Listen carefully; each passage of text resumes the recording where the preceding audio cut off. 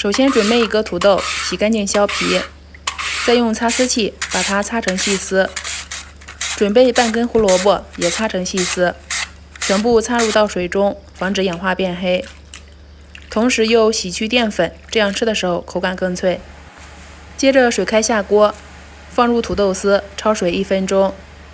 1分钟之后，用漏勺捞出来，放到冰水里面过一下凉水。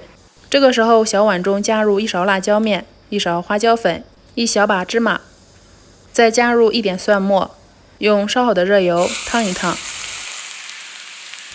然后加入1小勺鸡精、1小勺白糖提鲜、1勺食用盐，再加入生抽、米醋、小磨香油，搅拌均匀。搅匀后，直接倒入土豆丝里面，再加点香菜、花生米，用筷子再次搅拌均匀就行了。香喷喷的土豆丝就可以装盘食用了。这样做的土豆丝特别好吃，口感清脆，酸辣爽口，是餐桌上不起眼的开胃菜，但是做上一盘特别下饭，光盘速度最快。喜欢的话可以试试哦。谢谢您的观看。